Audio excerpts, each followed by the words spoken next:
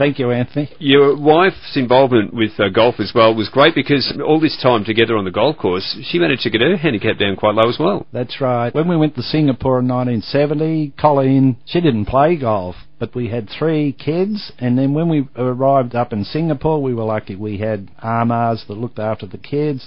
We had a driver that drove in the school and stuff like that. So Colleen decided she wanted to play golf. She started off the longest handicap, and I think in those days it was like 36. Anyway, she got her handicap down to 6. She got beaten in the club championship a couple of times, and she really enjoyed playing golf, but it helped me also, because when we went away on holidays, she didn't mind, because she could sit in the buggy next to me and also hit the ball around the course. You've taken that into, well, I was going to say retirement, but it's sort of semi-retirement, really. You're based in Tallwoods now, but you haven't slowed down, have you, Bill? No, well, when I left PGF and came back to Australia, I was lucky enough to be appointed the Australian distributor for the Titleist brand. And no one knew who Titleist was out here, and I think in those years, I think the first ball that we brought out from America was the Pinnacle ball. No one knew Titleist, so it was the Pinnacle brand that we promoted, and then later on, I looked after all the top amateurs around Australia, set up the AIS, New South Wales Institute of Sport, with the golf programs, and I was doing pretty good, but also I was spending a lot of my money, but the Americans were helping.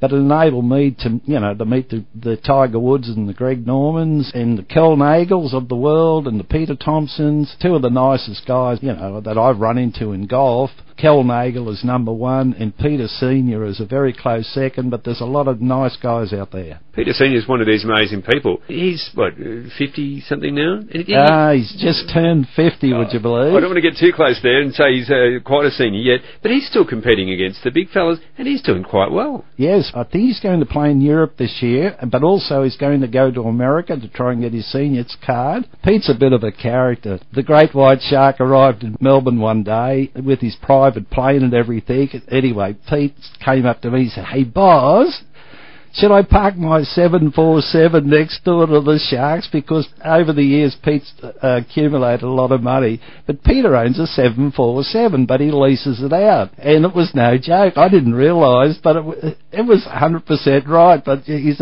a character, so... Gee, golf's certainly a good profession to get into.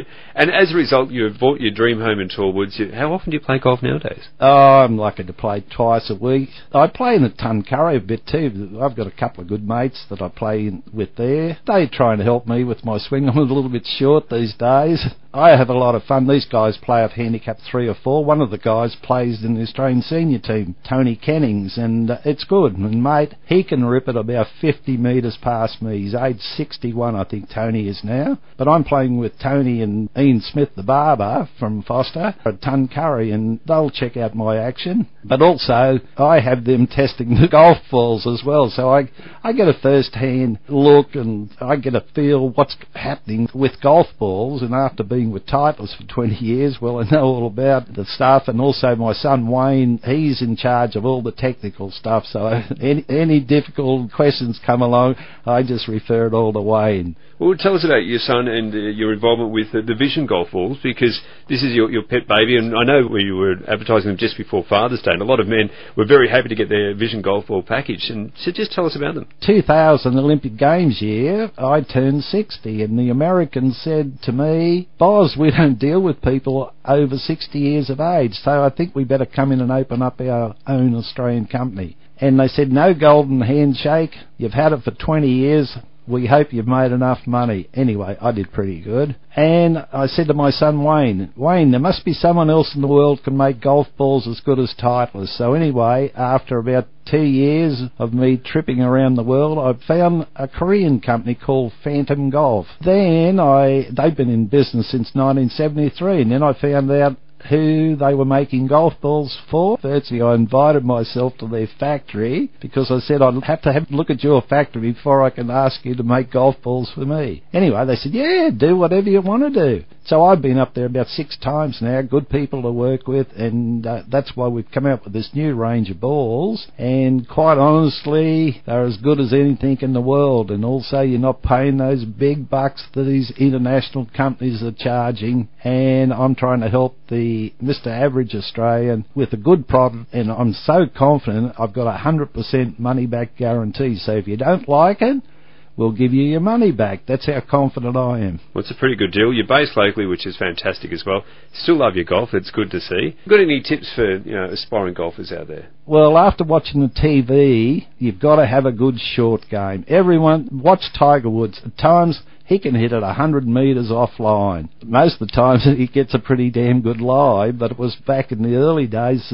Arnold Palmer used to have an army of people walking around the fairways and that, and a lot of people used to get in the road of Arnie's balls, and then they'd go home and brag to their mates, hey, look at this, I got hit by Arnold Palmer today. But Tiger, you can see, when he wins, he chips and putts unbelievably, and when he doesn't win, you see, he doesn't hold those putts. So look at that short game. You mentioned you had 7 clubs when you first started out. Which 7 clubs were they? Well, I had a 2-wood, and I think I had a 4-wood. Then I had most probably a 3, 5, 7, and most probably a pitching club and a putter. What's your favourite club nowadays? Oh, Jesus, that's hard to say.